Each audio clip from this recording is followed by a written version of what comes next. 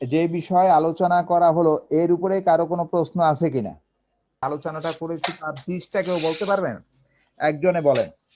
যদিও আমি সবগুলো লিখতেছি, তারপরেও বলি। জীবনী শক্তি বা ভাইটাল ফোর্স, মানে আমি জিনিসটা বলতেছি, এটি মৃত ব্যক্তির থাকবে না, শুধু জীবিত ব্যক্তিরই থাকবে যদি আমরা ভাইটাল ফোর্স বলি। আর এই জীবনী শক্তির যে আপনি ধাতু প্রকৃতির কথা বললেন, সেটাও একটা বিষয় ছিল। তারপর আরো বিষয় ছিল যে জীবনী শক্তি দেহের সকল অঙ্গ প্রত্যঙ্গকে নিয়ন্ত্রণ করে থাকে, এটা থেকে এটা একটা বুঝলাম।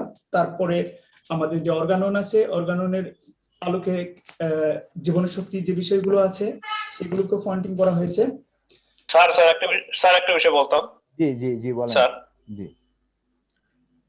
বলছিলাম স্যার, জীবনী শক্তি যখন দুর্বল হবে অথবা জীবনী শক্তি বিশৃঙ্খল দেখা দেবে, আমাদের ঔষধ প্রয়োগ করতে হবে একটি, এবং ওই জীবনী শক্তি যে মাত্রায় বিশৃঙ্খল হয়েছে তার সমমাত্রায় ঔষধ অথবা তার চেয়ে বেশি মাত্রায় প্রয়োগ করতে হবে। কিন্তু সেই মাত্রাটা বোঝা তো একটা কঠিন কাজ। কিভাবে বুঝবো যে বেশি মাত্রা? একটু কারেকশন আছে, বেশি মাত্রায় না, বেশি শক্তিতে। ওকে বলেন। বেশি শক্তিতে, সেই শক্তির যে মাত্রাটা, জীবনী শক্তি একজন রোগী আসলো, আমরা দেখলাম সে কোন পর্যায়ে আছে এবং ওষুধের 30 হবে না 200 হবে, এটা তো আসলে একটা কঠিন বিষয়। সেটা কিভাবে বোঝা যায়, এই বিষয়টা যদি একটু ব্যাখ্যা করতেন জি জি বা পরে জানাইতেন, সেটা ভালো হইতো। জি জি ঠিক আছে, ওকে। আরো আরো কারো কোনো কথা আছে? তো আপনার কথা প্রসঙ্গে এখানেই কথাটা বলে নেই, সেটা হলো শক্তি ও মাত্রা ভিন্ন একটা বিষয় যা জীবনী শক্তির সাথে সম্পর্কিত, এবং এই জন্য এই জীবনী শক্তির আলোচনা, যে জীবনী শক্তির অবস্থাটা বোঝার জন্য এইটা সাধারণ চোখে একজন চিকিৎসক বুঝতে পারবেন। যখন লক্ষণ সমষ্টি তিনি নেবেন তখন তিনি বুঝতে পারবেন। আরেকটা হলো শক্তিকে হ্যানিম্যান এই শততমিক পদ্ধতির এখানে কথাটা চলে আসছে, দশমিক পদ্ধতি হোমিওপ্যাথিতে নাই, এটা হ্যানিম্যান করেননি, এটা পরবর্তীতে আসছে। শততমিক পদ্ধতির চিকিৎসা হ্যানিম্যান করেছেন, কিন্তু ষষ্ঠ সংস্করণে করেননি, তিনি পঞ্চম সংস্করণ পর্যন্ত এটা ছিল একটা নিয়মে। এরপরে হ্যানিম্যান এইটাকে বাতিল ঘোষণা করেছেন, বাদ দিয়ে দিয়েছেন, যদিও এখনো চলে। এইটা যেহেতু জীবনী শক্তির উপরে সঠিক, আপনি যে প্রশ্নটা করেছেন এই প্রশ্নটা একটা জটিল প্রশ্ন।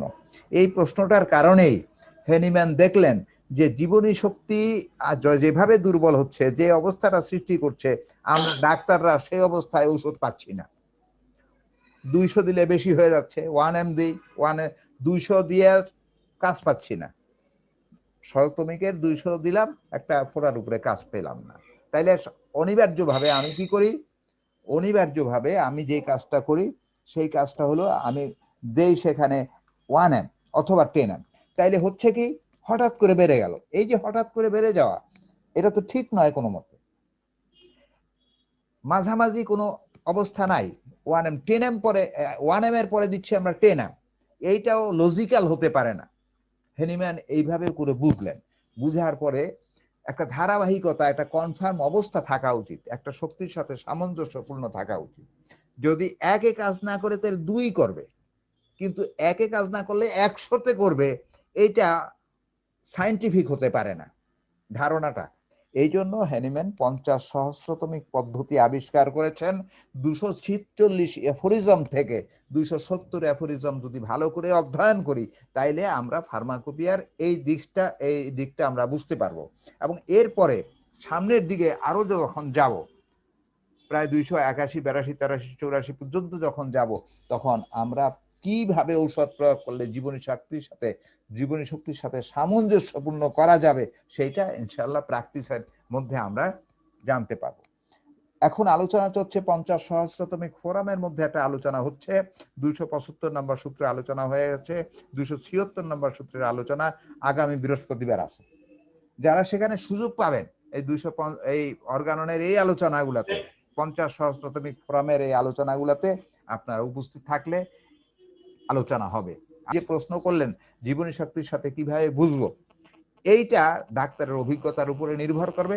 আর 50 সহস্রতমিক শক্তি যদি আপনি প্রয়োগ করেন, তাহলে দেখা যাবে এইটার মানে জাম্পিংটা নাই, যেমন 2 শক্তি আপনি প্রয়োগ করলেন, 2 শক্তি প্রয়োগ করার পরে 3 শক্তি আপনি ব্যবহার করছেন, 4, এইভাবে করে যাচ্ছে। জি, ধন্যবাদ। আচ্ছা দেখেন, একটা মানুষ, একজন মানুষ, সুস্থ মানুষ, তাকে একটা কিছু খাওয়ানো হলো, ঔষধ খাওয়ানো হলো, তাকে ভেষজের কিছু অংশ খাওয়ানো হলো। খাওয়ার পরে তার ভিতরে অনুভূতি, যে স্বাভাবিক অনুভূতিটা ছিল, এই অনুভূতিটা রাইজ করলো, বেড়ে গেল, মানে অত্যানুভূতি দেখা দিল সকল ব্যাপারে, তার ঘ্রাণে হোক, চামড়ায় হোক, চোখে হোক, মানে অনুভূতিটা তার বেড়ে গেল হঠাৎ করে। স্বাভাবিক গতিটা ব্যাহত হলো। তাহলে কি করলো? ওই ভেষজটা খাওয়ার ফলে তার জীবনী শক্তির মধ্যে বিশৃঙ্খলা সৃষ্টি হলো, শারীরিক মানসিক তার অনুভূতিটা বেড়ে গেল। আরো কি হলো? তার বিভিন্ন জায়গায়, শরীরের বিভিন্ন জায়গায় ফোড়া হওয়ার কয়েকটা বিচি বিচি দানা দানা ফোড়া হওয়া শুরু করলো, এবং খুব বিষ ফোড়ার মতো, বেশ ব্যথা পেট, নাকের উপরে, গালে, শরীরে এইভাবে ফোড়া হওয়া শুরু হলো। তাহলে কি হলো? জীবনী শক্তির স্বাভাবিক অবস্থাটা ব্যাহত হয়ে গেল। একটু গ্যাস বৃদ্ধি হলো, বেশ ঝাঁঝালো গ্যাস, কেমন ঝাঁঝালো খাদ্যের প্রতি তার ইচ্ছাটা বেড়ে গেল, ঝাল টাল খাওয়া, তার অ্যাসিড জাতীয় খাওয়া তার খুব চাহিদা বেড়ে গেল, এরকম একটা অনুভূতি তার মধ্যে। আর ঘাম, বেশ ঘাম তার শরীরে দেখা গেল, ঘাম দিতেছে কিন্তু সে আবৃত থাকার, দেখেন কত বিশৃঙ্খল হচ্ছে, ঘাম দিচ্ছে কিন্তু আবৃতি থাকার ইচ্ছা, ঢেকে রাখুক তাকে, এটা সে চায়। শীত তার প্রচন্ড বেড়ে গেল, খুব শীত কাতর হয়ে গেল। তাইলে জীবনী শক্তির স্বাভাবিক অবস্থা, জীবনী শক্তি কিন্তু ধরে রাখতে পারে না, ঔষধের যে ভূমিকাটা জীবনী শক্তি ধরে রাখতে পারলো না। জীবনী শক্তি এটা বাধা দেয়নি। আগে যে আলোচনার সাথে এটা একটা অ্যাড করেন, জীবনী শক্তি স্বপ্রেরণাময়, ওই যে ভেড়া উদাহরণ দিছি সেই রকম, কিন্তু সে আসলে কিছু করতে পারলো না, বাধা দিতে পারলো না, এই মানুষটাকে সুস্থ রাখতে পারলো না। শ্বাস প্রশ্বাস কাশিতে তার এই অ্যাসিডিক গন্ধ এটা দেখা দিল, শ্বাস প্রশ্বাসেও তার গন্ধ দেখা দিল।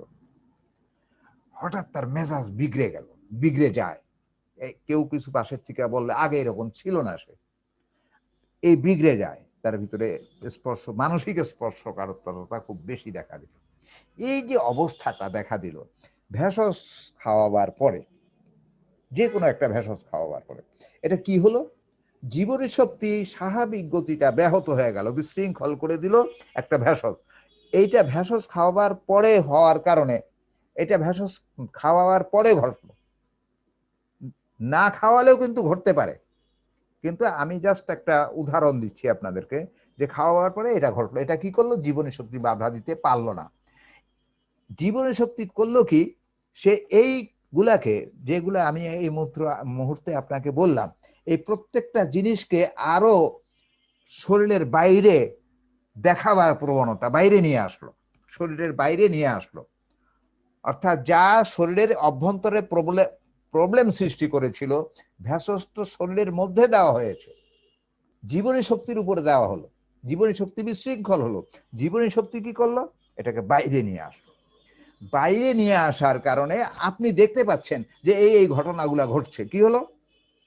তার স্পর্শ অসহিষ্ণুতা বেড়ে গেল, শারীরিক মানসিক সমস্যা দেখা দিল, পুষ প্রবণতা বেড়ে গেল, কাটা ফোড়ার তার ব্যথা শরীর হলো, খুব যন্ত্রণাদায়ক ফোড়া, ছোট্ট ছোট্ট ফোড়া হলো, ঝাঁঝালো খাদ্য, অম্ল জাতীয় খাদ্যের স্পৃহা তার বেড়ে গেল, প্রচুর ঘাম কিন্তু ঠান্ডার প্রবণতা তার বেড়ে গেল, শ্বাস প্রশ্বাসে তার এগুলা কাশিতে শ্বাসরুদ্ধকর কাশি দেখা দিল, তাও অম্লগন্ধ যুক্ত, কেমন ক্রুদ্ধ ভাব, এগুলো দেখা দিল।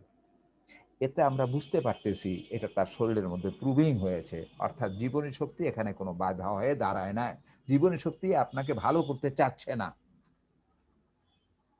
এটা প্রুভিং হলো। জীবনী শক্তি আসে বিধায় বাইরে চলে আসলো, যদি জীবনী শক্তি না থাকতো তাহলে বাইরে কিন্তু এটা আসতো না, একটা মৃত মানুষকে খাওয়ালে এটা ঘটবে না। আচ্ছা, আমি এতক্ষণ যে কথাটা বললাম হিপার সালফের চিত্রটা আমি বর্ণনা করলাম। হিপার সালফ এর যে চরিত্র, চারিত্রিক বৈশিষ্ট্য, এটা আপনাদের সামনে আমি পেশ করলাম। তাইলে এই যে প্রুভিংটা হলো, এই যে লোক জীবনী শক্তির উপরে প্রভাব বিস্তার করলো, ঠিক এই ধরনের কোন লোক, অন্য লোক, অপর কোন লোক যাকে হিপার সালফ খাওয়ানো হয়নি, যাকে হিপার সালফ খাওয়ানো হয়নি, এরকম কোন লোক যদি দেখা যায়, সেই লোকটার মধ্যে এই ঠিক এক্সাক্ট জীবনী শক্তির বিশৃঙ্খলা পাওয়া যায়। কি পাওয়া যায়? তারও অনুভূতি দেখা দিল, শারীরিক এবং মানসিক সমস্যাগুলা তার এত তীব্র হয়ে গেল, পুজ উৎপত্তি ক্ষমতা বেড়ে গেল, ছোট ছোট ফোড়া হলো, ফোড়াগুলা বিষ ব্যথা, বিষাক্ত ফোড়া দেখা দিল তার শরীরের মধ্যে, অম্ল এবং ঝাঁঝালো খাদ্য তার, মানে যে কথাগুলা বললাম হিপার সালফের, ঠিক এক্সাক্ট এই কথাগুলাই, এই অবস্থাগুলা, এই লক্ষণগুলোই তার মধ্যে দেখা দিল অপর একটি লোক। সেটা দুইটা কারণে ঘটতে পারে, বাহ্যিক কোনো কারণে হতে পারে, মায়া, অথবা অভ্যন্তরীণ মায়াজামিক কোনো কারণে জন্মগতভাবে তার এরকম আছে, জন্মগতভাবেই তার কনস্টিটিউশনাল অবস্থা ধীরে জন্মগতভাবেই এরকম হয়ে আসছে। তাহলে এই দুই প্রকৃতির রোগ যদি হয়, যদি হিপার সালফ বেশি মাত্রায় খাওয়ার পরে এই প্রবলেমগুলো আসে, তাও ঘটতে পারে। অভ্যন্তরীণ যদি তার ব্লাড সার্কুল অর্থাৎ কনস্টিটিউশনাল অবস্থা তার জন্মগত বংশগতির কারণেও যদি হয়ে থাকে এই লক্ষণগুলা, তাইলে আমি হিপার সালফটাকে প্রয়োগ করব। কেন প্রয়োগ করব? ঠিক সদৃশ বিধানের নিয়ম অনুযায়ী প্রয়োগ করব। সেই প্রয়োগ করতে হলে আমাকে অবশ্যই যেই শক্তি, যেই জীবনী শক্তি এটাকে বাইরে নিয়ে আসলো, ঠিক ওই সমশক্তির চেয়েও বেশি। 24 নম্বর সূত্র অর্গানের 26 নম্বর যে অ্যাফোরিজমের যে আছে সদৃশ্য বিধানের যে নিয়মটা, ঠিক সেই জায়গাটায় উচ্চ শক্তিতে ক্ষুদ্র মাত্রায় প্রয়োগ করতে হবে। এই মাত্র যে আলোচনা হলো উচ্চ শক্তি এবং ক্ষুদ্র মাত্রায় যদি আমরা হিপার সালফ যদি ব্যবহার করি, তাইলে কি হবে? রোগ আরোগ্য হয়ে যাবে, মিলে যাবে, সমন্বয় সাধন করবে। শরীরের যন্ত্রণাগুলা রোগ শক্তির সাথে আমাদের হিপার সালফের যে উচ্চ শক্তির যে লক্ষণ সমষ্টি মিলে গেল, এটা দুটো সমন্বয় সাধন করবে। আগের আলোচনার সাথে যদি আপনি একটু ভালো করে খেয়াল করে এই উদাহরণটা আপনি সেট করেন, এরকম অনেক মেডিসিনের উদাহরণই আপনি নিজে সেট করতে পারবেন। তাইলে আমাদের অবশ্যই একটি ওষুধ হতে হবে, জীবন শক্তি যন্ত্রণা ভোগ করে এককভাবে, কার্য ঔষধ হবে একটি। জীবনী শক্তির ধারণা এই জন্য আমাদের জানতে হবে। তাহলে একটি ওষুধ, যদি দুইটা ওষুধ দেন তাহলে জীবনী শক্তি কার কথা শুনবে? আমি এখানে আপনাদের কাছে কথা বলতেছি, পাশে যদি আরেকটি সাউন্ড যদি ডিস্টার্ব করে, তাহলে আপনি কার কথা শুনবেন? সমশক্তিতে যদি আরেকটি সাউন্ড আসে, তাহলে তো কারোটাই শোনা যাবে না। যার জন্য আমাদের করতে হবে একটা মেডিসিন, আর শক্তি লাগবে যেই শক্তি রোগ উৎপাদন করেছে তার চেয়ে প্রবলতর শক্তি লাগবে, নাহলে তো দমবে না। শক্তিকে ক্ষয় করতে হবে। এই জন্য আমাদের উচ্চ শক্তিতে ক্ষুদ্র মাত্রায়, যেই মাত্রা জীবনী শক্তি সহ্য করতে পারে, তাহলে আমরা ঔষধ প্রয়োগ করি কোথায়? আমরা দেহে ঔষধ প্রয়োগ করি না, আমরা ঔষধ জিহ্বায় প্রয়োগ করি না, কোন অঙ্গের মধ্যে প্রয়োগ করি না, আমরা প্রয়োগ করি জীবনী শক্তির উপরে। আমাদের মাধ্যম কি? হোমিওপ্যাথি ঔষধ কোথায় প্রয়োগ করা হয়? একটা প্রশ্ন। জীবনী শক্তির উপরে প্রয়োগ করা হয়। হোমিওপ্যাথি ঔষধ প্রয়োগ করা হয় জীবনী শক্তির উপরে। কিসের মাধ্যমে? স্নায়ুর মাধ্যমে। এখন স্নায়ুর মাধ্যম হতে পারে ঘ্রাণের মাধ্যমে, হতে পারে ঘ্রাণ স্নায়ু, যে নাকের মাধ্যমে যে আমরা ঘ্রাণ নেই এবং তার মাধ্যমে ঔষধ প্রয়োগ করা যায়, সেটাও কিন্তু স্নায়ু। 4 প্রকারের ঔষধ প্রয়োগ করা যায়। মুখে করা যায়, মুখে দেওয়া যায় ঔষধ, সেখানেও স্নায়ু। মুখে যেহেতু জিহ্বার স্নায়ুগুলা খুব সেন্সিটিভ, তার চেয়েও সেন্সিটিভ হলো ঘ্রাণে, যার জন্য জিহ্বাতে 1 চামচ পানি আমরা দেই, শক্তিকৃত ঔষধ দেই, কিন্তু ঘ্রাণে যে নেই। RS এর মধ্যে ঘ্রাণে নিয়ম আছে, নিয়মটা এখানে আলোচনার দরকার নাই। ঘ্রাণেও আমরা ঔষধ ব্যবহার করতে পারি। ঘ্রাণ শক্তি কিন্তু আরো তীব্র, সেখানে স্নায়ুগুলো আরো তীব্র, মাত্র 2 থেকে 5 সেকেন্ড 7 সেকেন্ড শুধু রাখা হয় ওষুধ, সেটার নিয়মও আলোচনা হবে। মাতৃদুগ্ধের মাধ্যমে ওষুধ দেওয়া হয়। এভাবে করে ঔষধ দেওয়ার যে সিস্টেমগুলো আছে, ঔষধ দেওয়া হয়। সব ঔষধ দেওয়ার সিস্টেমটা মর্দনের মাধ্যমে ঔষধ দেওয়া হয়। সব সিস্টেমটাই হলো স্নায়ুর মাধ্যমে ঔষধ প্রয়োগ। তাইলে প্রশ্ন দুটো, আমরা হোমিওপ্যাথি ঔষধ কোথায় প্রয়োগ করি? জীবনী শক্তির উপরে প্রয়োগ করি, পাকস্থলিতে না। অনেকে মনে করে পেটে না গেলে ওষুধে কাজ করবে না, না সেটা না, স্নায়ু স্পর্শ করলেই কাজ করবে। আর কিসের মাধ্যমে দেওয়া হয় ঔষধ? এটা হলো স্নায়ুর মাধ্যমে। আশরাফুল, নাটোর থেকে। জি বলেন। প্রশ্নটা হলো যে ইমিউনিটি পাওয়ার এবং ভাইটাল ফোর্সের মধ্যে কোনো পার্থক্য আছে কিনা? এখন এইটা তো নতুন শব্দ, আমরা হোমিওপ্যাথি যারা জানি যে জীবনী শক্তিটাকেই আমরা ধরি। আর জীবনী শক্তিটার পার্থক্য আছে। ইমিউনিটি পাওয়ার যেটাকে বলে আধুনিক পরিভাষায়, সেটা রোগ প্রতিরোধ ক্ষমতা। হ্যাঁ, তো রোগ প্রতিরোধ ক্ষমতা আর ভাইটাল ফোর্সের ধারণা এটা বনে না, এক না। ওইটা রোগ প্রতিরোধ করার ক্ষমতা বৃদ্ধি করে, আর ভাইটাল ফোর্স রোগ প্রতিরোধ করার ক্ষমতা বৃদ্ধি করে না। ভাইটাল ফোর্স ওই যে শক্তের ভক্ত নরমের জপ, যেই সাইডটা নরম পায়, শক্ত যে যে রোগ শক্তি শক্ত হলে যদি হয়, তাহলে রোগ শক্তির পক্ষে সে কাজ করা শুরু করে। আর যদি ঔষধ শক্তি আপনি শক্তিশালী করতে পারেন, তাহলে ঔষধ শক্তির পক্ষে কাজ করে। তাইলে এখানে দেখা যায় যে ইমিউনিটি পাওয়ার যে বলতে আধুনিক পরিভাষায় যেটাকে বলা হয়, আর আমরা হেনিম্যান যেটাকে ভাইটাল ফোর্স বলছে, সেটা এক আমার কাছে মনে হয় না। জি স্যার, যেটা বললেন যে ভাইটাল ফোর্স শক্তের ভক্ত নরমের জম, যখন তার চেয়ে বলবত্তর শক্তি হয় রোগ শক্তির, সেক্ষেত্রে সে রোগ শক্তির দাসত্ব করে।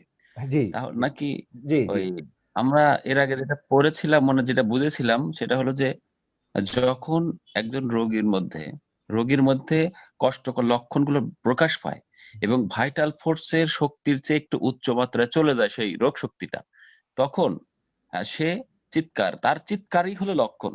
তার চিৎকার মানে তার সাহায্য পাওয়ার যে পরিভাষা, সেটাই হলো সেই কষ্টকর লক্ষণগুলা, যেটা সে সাহায্য চায় তাদের কাছে যারা প্রকৃতির ভাষাটা বোঝে, যারা হোমিওপ্যাথি ডক্টর সেই ভাষাটা বোঝে, এবং সেই অনুযায়ী সে সাহায্যটা দেয়। কখন ছুরি লাগবে, কখন তলোয়ার লাগবে, এই ধরনের যে অস্ত্রের সহযোগিতা চায় সেইটা। তাহলে সেটা কি এটা বলবো যে সত্যের ভক্ত এটা, নাকি সে তার ঠিক আছে, ওকে। ভাষাটা প্রকাশ করার একটা আচ্ছা, কে মাধ্যম? চায়? আপনার কথাটা খুব সুন্দর এবং ঠিক। কে চায় এই যে চিৎকার করে এই যে রোগ শক্তিকে জাগাইয়া দিল? Vital force. Vital force. তাইলে জি স্যার। অর্থাৎ ভাইটাল ফোর্সই আসলে রোগ, বিশৃঙ্খলাটাই রোগ। ক্লিয়ার? সে রোগ শক্তির সাথে মিলে সে আর্তনাদ করতেছে, তাকে বাঁচাও, আমাকে বাঁচাও। অর্থাৎ আরো শক্তি, রোগ শক্তির চেয়েও সে আর্তনাদ করতেছে যে আমাকে বাঁচাও। এটা একটা শক্তি। এই শক্তিটা সে রোগীর পক্ষে চলে গেল, রোগের পক্ষে চলে গেল। সে বাঁচাবার জন্য আর্তনাদ করতেছে, কিন্তু রোগের পক্ষে গিয়ে। এইটা পরিভাষা। এটা হেনিম্যান বলেছে এটা স্রষ্টার দান। হেনিম্যান বলেছে এটা আল্লাহর দান, যে এইভাবে আর্তনাদ তাকে শিখিয়ে দিয়েছে। রোগকে আর্তনাদ করার ভাষা জীবনী শক্তি দান করলো। তাইলে রোগের কথাটাই আর্তনাদটা করতেছে। তাইলে সে যেহেতু রোগ শক্তিশালী, এই জন্য তারই ভক্ত হয়ে গেছে। ক্লিয়ার? এখন আপনি যদি ঔষধ শক্তিকে আবার শক্তিশালী করতে পারেন, আমার ওই গত 275 নম্বর অ্যাফোরিজমটা যদি আপনি 50 শতমিকের দেখেন, তাইলে ওখানে দুইটা চিত্র, এখানে দেখাইছি একটা চিত্র, এখানে ওই আলোচনাটা আসে নাই, কম্বাইন করে আলোচনাটা আসে নাই।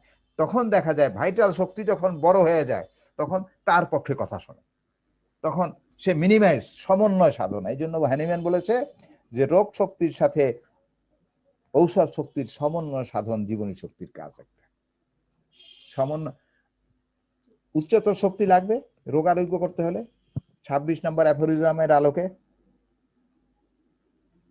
তখন তার ভক্ত হয়ে যাবে। জীবনী শক্তি ঔষধ শক্তির কথা শুনে রোগকে মিনিমাইজ করে দেবে এবং সুস্থতা দান করবে। জি, এইটাই আমার ধারণায় সঠিক বুঝ, এবং এভাবে বুঝলে হ্যানিম্যান এভাবেই বলেছে মূলত রোগের কোনো শক্তি নাই, জীবনী শক্তি ছাড়া রোগেরও কোনো কাজ নাই, ঔষধেরও কোনো কাজ নেই। জি, আবার একটু এই আলোচনাটা শুনবেন, তাইলে আপনাদের পক্ষে সুবিধা হবে, আর একটু সাথে অর্গাননটা পড়তে হবে। এখন কারো মনে এই প্রশ্নটা হতে পারে, হয় কিনা জানি না প্রশ্নটা, যে এই তথ্যগুলা জেনে আমাদের চিকিৎসায় কি কাজ করবে, এরকম প্রশ্ন কারো আছে? আমি এই প্রশ্নটা একটু করতে চাচ্ছিলাম। আর দ্বিতীয় প্রশ্নটা হচ্ছে স্যার, জীবনী শক্তি ও আত্মার মধ্যে পার্থক্য বা সম্পর্কটা কি? আরেকটা প্রশ্ন, যে আমি যেটা বললাম এটা। জি স্যার, জি। এটা হলো এই প্রশ্নের উত্তরটা খুব সহজ, যে আমি প্রশ্নটা উত্থাপন করছি, সেটা হলো এই জীবনী শক্তির অবস্থাটা বুঝলে আপনাকে ঔষধের মাত্রা এবং শক্তি প্রয়োগ করতে সহায়ক ভূমিকা পালন করবে, পরবর্তী আলোচনা বুঝতে সুবিধা করবে। আরেকটা হলো ম্যাট্রিয়া মেডিকার অবস্থাটা, এই যে লাস্টে একটা উদাহরণ দিলাম, যে অবস্থাটা বুঝতে আপনাকে সাহায্য করবে। এটা একটু অভিজ্ঞতার ব্যাপার। এই আর দ্বিতীয় যে প্রশ্নটা আপনি করেছেন সেটা হলো আত্মা, হ্যানিম্যান অর্গাননের 8টা জায়গায় সোলের কথা বলেছে, আত্মার কথা বলেছে, কিন্তু দুর্ভাগ্যবশত জায়ান্ট পাবলিকেশন ইংরেজি বড়িকের যেটা অনুবাদ করেছে সেখানে আত্মা, সোল শব্দটা এক জায়গায় আছে, তাই আমরা সবাই জানি, যে যে ধর্ম আছে সকলে জানে যে আত্মা আর দেহ এই নিয়ে মানুষ, কিন্তু জীবনী শক্তি বাই প্রোডাক্ট, জীবনী শক্তি মন, এটা বাই প্রোডাক্ট, এগুলার সৃষ্টি, অর্থাৎ আত্মা এবং দেহের থাকলে এগুলা থাকে। যেমন দেহের থেকে আত্মা চলে গেল, অনেকে উদাহরণ দেন, আমি হয়তো এটাকে গ্রহণ করি বা আপনারা করতে পারেন, যে যেমন একটা মোরগ অথবা খাসি জবাই দেওয়ার পরে তার যে আত্মা, সোল যেটাকে বলি, সেটা চলে যাওয়ার পরেও তার ভিতরে একটা ভাইব্রেশন, একটা গরম ভাব, মানুষ মৃত্যুর পরও তার ভিতরে একটা টেম্পারেচার থাকে, গরম ভাব থাকে কিছু সময়ের জন্য, খুব সামান্য সময়। আর ওই গরু জবাই দেওয়ার পরে বা খাসি জবাই দেওয়ার পরে তাদের ভিতরে তার পরবর্তীতে জবাই দেওয়া মারা যাওয়ার পরে তার মধ্যে একটা কম্পন ভাব, একটা অবস্থা থাকে। এই অবস্থাটা কেন থাকে? যেন সতেজ। এখানে কেউ কেউ বলতে চান যে এইটা আসলে জীবনী শক্তি, জীবনী শক্তি যেতে একটু সময় লাগে। এর আরো ব্যাখ্যা আছে, এই ব্যাখ্যাগুলো আসলে দার্শনিক এই আলোচনাগুলা চিকিৎসায় খুব একটা কাজে লাগে না। আর আত্মা, সকল ধর্মেই আত্মা বলে আত্মাকে স্বীকার করে। হ্যানিম্যান এই জায়গার থেকে প্রায় আত্মা সমকক্ষ জীবনী শক্তিকে আত্মা বলেন নাই, হ্যানিম্যান বলেন নাই। তাইলে স্পিরিট লাইক কথাটা বলেছেন, তাইলে বোঝা গেল হ্যানিম্যানও আত্মা বলে ভিন্নতা একটা স্বীকার করেছেন, আর জীবনী শক্তিকে চিকিৎসা বিজ্ঞানের দিকে টেনে নিয়ে আসছেন। আমরা এই পর্যন্তই আলোচনা করি, আর বেশি আলোচনায় যেতে চাই না। জি, ধন্যবাদ স্যার। যে ধাতু প্রকৃতির উপরে আমি আলোচনা করি, ধাতু প্রকৃতি কনস্টিটিউশন সম্পর্কে মানে কোন বইয়ে আমরা কি নির্দিষ্ট করে পাবো, যদি কোনো কিছু বলতেন? আমার মনে হয় না কোনো বইতে করে আসে, তবে বিচ্ছিন্নভাবে সব বইতে, যেমন রুগীলিপির যতগুলা বই আছে সবগুলার মধ্যে আছে, সব বইতে আছে বংশগত। আমি চাচ্ছি, আমার একটা ধারণা হলো কি, যেমন এই সব বইতে বিচ্ছিন্নভাবে বিভিন্ন কথাগুলো আছে, কিন্তু আমি এই কনস্টিটিউশন সম্পর্কে ধারণা, রুগীলিপির এইটা চারিত্রিক বৈশিষ্ট্য এটা হলো চারিত্রিক বৈশিষ্ট্য নির্ণায়ক একটা কথা। যারা কনস্টিটিউশনাল অবস্থাটা ভালো বুঝতে পারবেন তাদের পক্ষে রুগীলিপি নেওয়ার জন্য খুব সহজ হবে। আমরা বিচ্ছিন্নভাবে আলোচনা করি, যেমন আমার আলোচনা আছে রুগীলিপি সম্পর্কে, একক ঔষধ সম্পর্কে আলোচনা আরো আছে ইউটিউবে। তো সেখানে দেখা গেছে যে একটা আলোচনার মধ্যে ঢুকে আরেকটা আলোচনা হয়ে গেলে ক্লিয়ার কনসেপশনটা আসে না। যেমন জীবনী শক্তিরও বিচ্ছিন্ন আলোচনা প্রত্যেকেই করেছেন, কিন্তু আমি চাচ্ছি যে যতটুকু বললাম সেটা ক্লিয়ার কনসেপশন আপনাদের ভিতরে বা আমার একটা গ্রো করুক। ঠিক আমি আলোচনা করব যে কনস্টিটিউশন বলতে কি বোঝায়, কি কি জিনিস ফ্যাক্টর এটার উপরে কাজ করে, কেমন মানুষের মধ্যে কোন ধরনের বিশৃঙ্খলা হলে দৈহিক কি বিকৃতিগুলো ঘটে, এই ধরনের কিছু কথা আমি আলোচনা করব কনস্টিটিউশনের উপরে। চেষ্টা করব খুব ইলাবোরেট না করে যথাসম্ভব সংক্ষিপ্ত করার জন্যই চেষ্টা করব। তার ভিতরে সংক্ষিপ্ত হলো যেন জাস্ট একটা কনক্লুশন আপনাদের মধ্যেই গ্রো করে যে হ্যাঁ, হ্যানিম্যান যেটা বলেছে যে চারিত্রিক বৈশিষ্ট্য আমাদের জানা দরকার। কনস্টিটিউশনটা কেউ কেউ তো এমন কথাও বলে যে সারা জীবন হোমিও একটা ওষুধই লাগে। একজন ধাতু প্রকৃতি যেরকম হয় তার সব, যেমন ক্যালকেরিয়া কার্বের যদি ধাতু প্রকৃতি হয়, দেখা গেল যত ওষুধই আশপাশে লাগুক না কেন, কোনো না কোনো সময় তার ক্যালকেরিয়া কার্বই দরকার হয়। কথাটা একেবারে ফেলে দেওয়ার মতো না। ধাতু প্রকৃতি কেন হয়, কিভাবে হয়, কোন ফ্যাক্টরগুলো কাজ করে, আমি এর উপরে একটু আলোচনা আপনাদের সামনে পেশ করবো আর কি। এরপরে আমরা অন্য আলোচনায় যাব। আর আজকে যেহেতু হিপার আলোচনা হয়ে গেছে, আপনারা হিপারটা ভালো করে পড়ে ফেলবেন। হিপার সালফ আলোচনা যতটুকু করলাম তো আপনারা ভালো করে পড়েন। পরবর্তী যখন আলোচনা হবে, রেফারেন্স হবে, 12টা ওষুধের আলোচনা করবো আর কি, তো তখন আপনাদের কাজে লাগবে। ওষুধ যত আয়ত্ত করা যায় তত ভালো। তো ধন্যবাদ। আজকের আলোচনা এখানেই শেষ করলাম। আপনাদের সুস্থতা কামনা করে আজকের জীবনী শক্তির বিষয়ে আলোচনা এখানেই সমাপ্তি ঘোষণা করছি, এবং পরবর্তী আলোচনা আমরা কনস্টিটিউশনের উপরে আলোচনা করব। যাদের যদি কোনো বই থাকে তারা সেখানে পড়ে নিতে পারেন, আগে ভাগে ধারণা নিতে পারেন, আলোচনাটা হবে ইনশাআল্লাহ। ধন্যবাদ আপনাদের সবাইকে। আল্লাহ আপনাদেরকে সুস্থতা দান করুন। আসসালামু আলাইকুম ওয়া রাহমাতুল্লাহি ওয়া বারাকাতুহু।